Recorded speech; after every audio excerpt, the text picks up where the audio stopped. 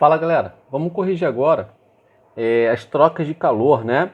Que vem logo depois de calorimetria. O problema é que eu escrevi troca de calor, mas eu escrevi errado, tá? Era para eu ter colocado ali propagação de calor, porque isso aqui não são questões de troca de calor, né? Mas enfim, a primeira questão de propagação de calor, no caso, né? É essa uma aí que fala o seguinte, ó. A figura a seguir apresenta uma barra de chumbo de comprimento 40 centímetros e área de seção transversal 10 centímetros quadrados, isolado com cortiça. Um termômetro fixo na barra calibrada na escala Fahrenheit e dois dispositivos A e B que proporcionam nas extremidades da barra as temperaturas correspondentes ao ponto de vapor e do gelo, sob pressão normal, respectivamente. Considerando a intensidade da corrente térmica constante ao longo da barra, determine a temperatura registrada no termômetro, sabendo que ele se encontra a 32 centímetros do dispositivo A, né? E aí ele te dá um coeficiente aí. A primeira coisa que a gente tem que entender é o seguinte, ó.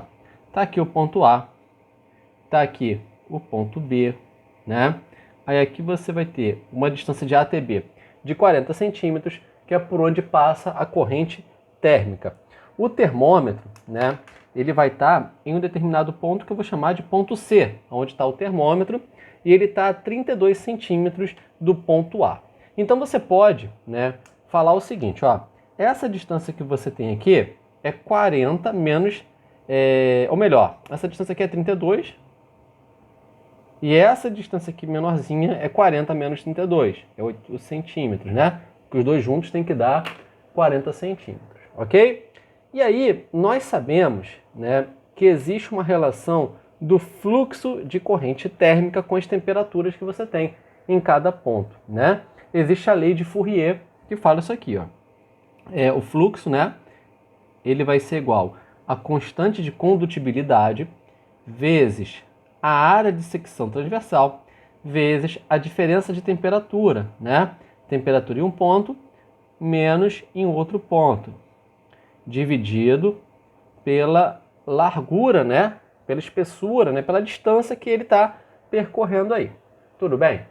Bom, se você reparar, a questão falando que isso daqui é constante, né? Que o fluxo de calor é constante, em qualquer ponto ele tem que ser o mesmo. Então você pode falar, por exemplo, que o fluxo de calor de A até C é igual ao fluxo de calor de C até B.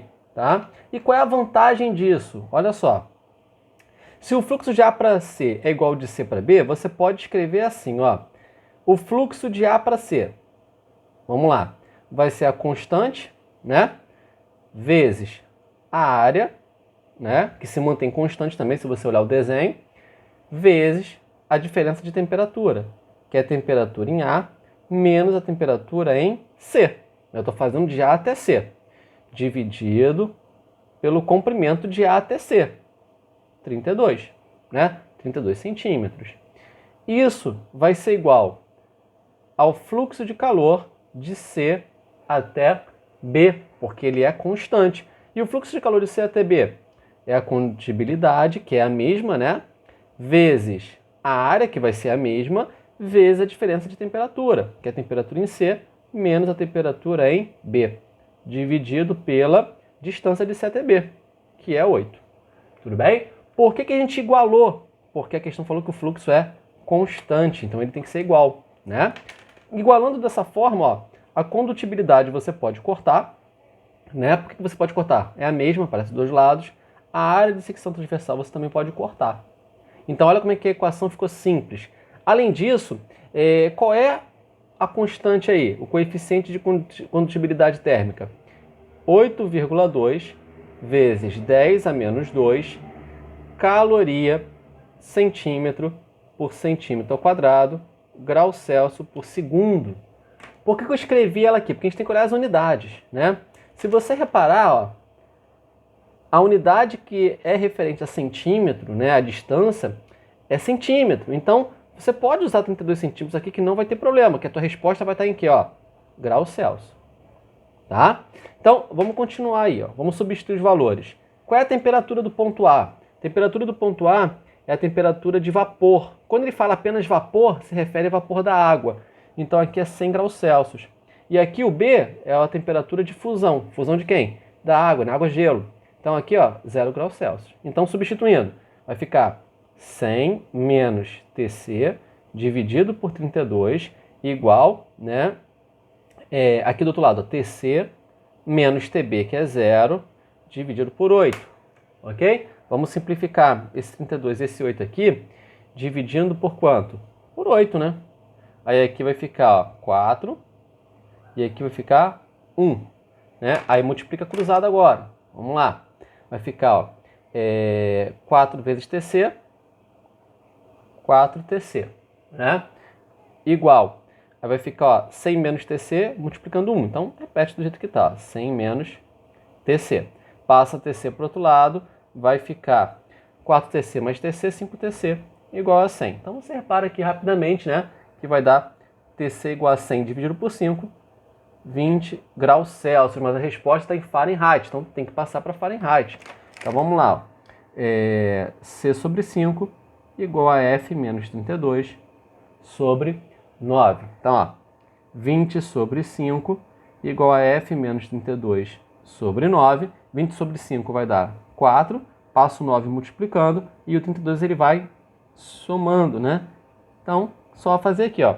4 vezes 9 dá quanto? 18, 36, 36 mais 32, 68 graus Fahrenheit, né? Então, a resposta certa é letra D. Tá? Tranquilo até aí? Letra D. Agora vamos continuar, né? Vamos agora para as outras questões, que são todas questões, se eu não me engano, questões teóricas aí, tá? Questão 2. Olha só. Questão 2, ela fala o quê, ó? Um resistor R é colocado dentro de um recipiente de parede metálica, no qual é feito vácuo, que possui um termômetro incrustado em sua parede externa. Para ligar o resistor a uma fonte externa ao recipiente, foi utilizado um fio com um isolamento térmico que impede a transferência de calor para as paredes do recipiente. Essa situação encontra-se ilustrada na figura abaixo. Ligando o resistor, nota-se que a temperatura indicada pelo termômetro aumenta, mostrando que há transferência de calor entre o resistor e o termômetro. Pode-se afirmar que os processos responsáveis pela transferência de calor, na ordem correta, são... Então, olha só, o sistema é basicamente isso aqui, ó, né? Você vai ter as paredes, tá? Aí você vai ter aqui um resistor que está ligado com um fio que é isolante térmico, né? Então, a gente não vai considerar nenhuma transferência de calor por ele aqui, né? Que está encapado, pelo que a questão está falando. E você vai ter aí um termômetro, aqui, ó. Aqui vai estar o termômetro, ok?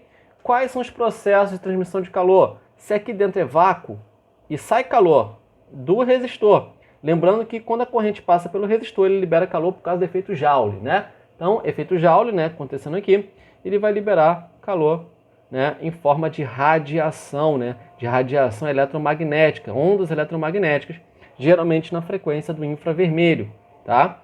Aí passa pelo vácuo, é a única forma de propagação de calor que se propaga no vácuo, né, radiação, às vezes também chamada de irradiação, tá? Então, pelo vácuo é radiação. Chegou aqui nesse dispositivo de ferro, o que vai acontecer? Bom, aqui começa a esquentar. Essa parte aqui, interna, começa a esquentar, ela vai transmitindo por contato, né? O contato, suas moléculas vão batendo uma na outra até chegar no termômetro.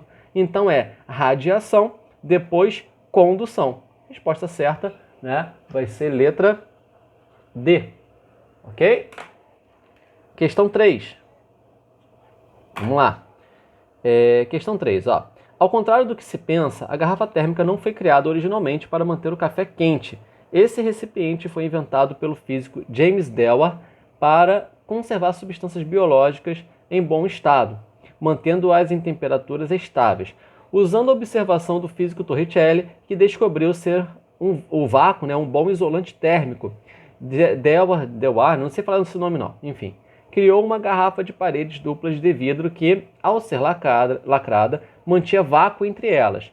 Para retardar ainda mais a alteração de temperatura no interior da garrafa, ele espelhou as paredes, tanto nas faces externas como nas faces internas. A respeito do texto acima, qual é a alternativa correta? Então vamos botar aqui uma garrafa térmica, tá? Ó, tem um pedacinho de nada que segura, né, uma garrafa aqui. E aí você vai ter assim, ó, vácuo nessa região, tá? E ela vai ser espelhada por dentro e por fora, tá? Nessa parte branca aqui é vácuo, tudo bem? E é claro que tem por onde entrar o líquido, né? Senão não faz sentido. Então aqui é uma abertura e você vai ter a tampa dela, tudo bem? Aí você vai colocar um líquido aqui dentro. Vamos botar um líquido aqui dentro. Colocou um líquido, o que vai acontecer? Ele vai tentar, né, se ele estiver mais quente que o meio externo, mandar energia para o meio externo, né? Como que ele vai mandar? Condução, convecção e irradiação. Vamos pensar nas três. Como você vai ter aqui paredes refletoras, as ondas eletromagnéticas refletem, elas vão refletir. Então, o espelho é para impedir a transmissão de radiação, tudo bem? Aí, olha só, se ela tiver, né, dentro de um recipiente com vácuo, é impossível, né, a propagação de calor no vácuo por condução ou convecção, né? Então, o vácuo é por causa de condução e convecção. A parede espelhada por causa de quê? Por causa da onda eletromagnética, então por causa da radiação, por causa, né, da irradiação. Fechar impede que as moléculas mais quentes, que são menos densas, subam. Então, fechar a tampa, você impede convecção, ok? Então, vamos ler aqui, ó, letra A. Na garrafa térmica, o vácuo existente entre as paredes duplas de vidro tem a finalidade de evitar trocas de calor, né, por convecção. Olha só, ele está falando o vácuo, né? O vácuo ele é por causa de duas coisas. Ele é por causa da convecção, né? E por causa da condução. Mas quando eu digo que tem vácuo e eu ligo isso à convecção, é porque, ó, ela vai estar fechada, entendeu? Na verdade, a gente pode considerar o vácuo apenas por causa da condução, né? Porque assim, se existisse a possibilidade do líquido sair desse tampo aqui e vir para o vácuo, ele conseguiria até vir, né? Mas aí o que aconteceria? Ele teria que ter essa possibilidade de passar, né? Então, quando eu estava falando da questão do vácuo estar ligado à convecção, é no contexto de que ele estaria fechado, tudo bem? Então, a letra A está errada porque ela não está mencionando a condução, tá? Então, letra A errada porque não fala da condução, né? O vácuo, ele existe fechado aqui para impedir a condução e se ele estiver fechado é para impedir a convecção também. Letra B. As paredes espelhadas devem evitar que as ondas de calor saiam e entrem por condução. Não, a parede espelhada é por causa da radiação, tá? Letra C. Apesar de o texto não se referir ao fato de que a garrafa deve permanecer bem fechada, isso deve ocorrer para evitar perda de calor por convecção. Tá certo. Se ela tivesse aberta, né, o quente sairia porque ele estaria menos denso. Fechada impede que ele saia por convecção. Então a resposta certa já é a letra C. Mas vamos ler o restante, ó. Letra D.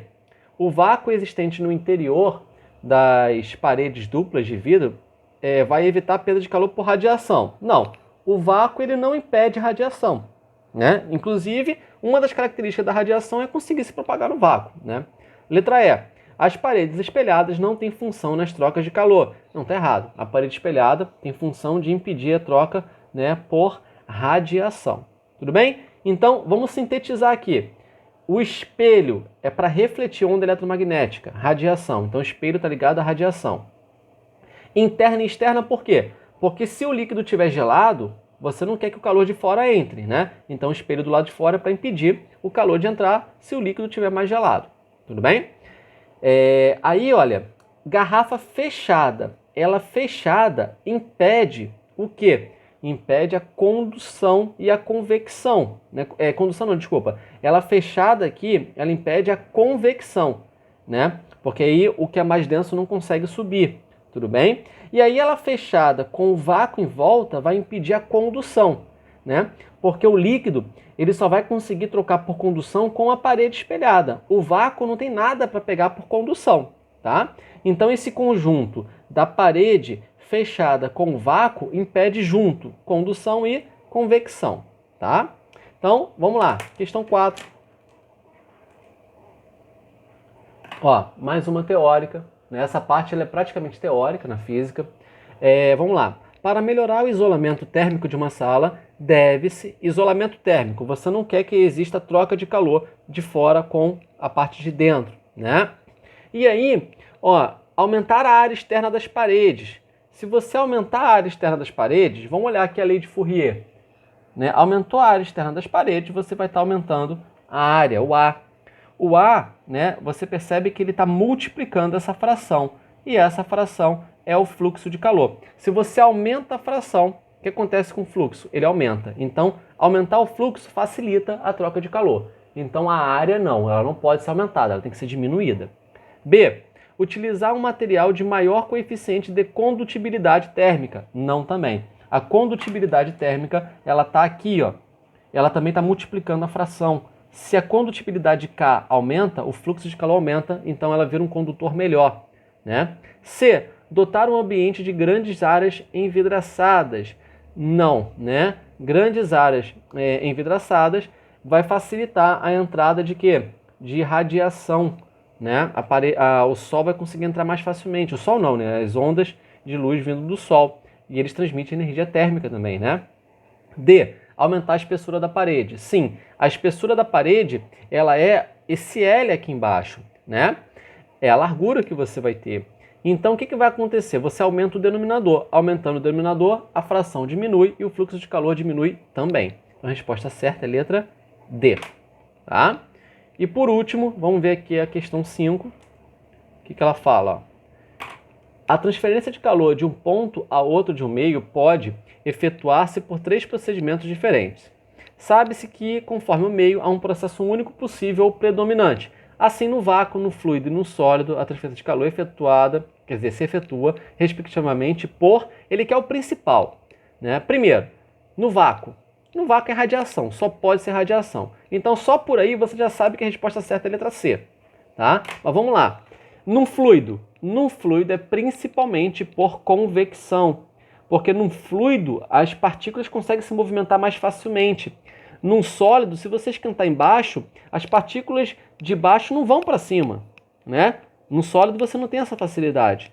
Então, no fluido é convecção, né? E por último, no sólido é condução, né? O sólido, ele não tem facilidade com que essas partículas elas andem de um lado para o outro, mas a agitação dela, molecular, faz com que elas colidam com partículas do lado e vai transmitindo dessa forma, por colisões, né? A gente pode pensar dessa forma. Então, a resposta certa, letra C.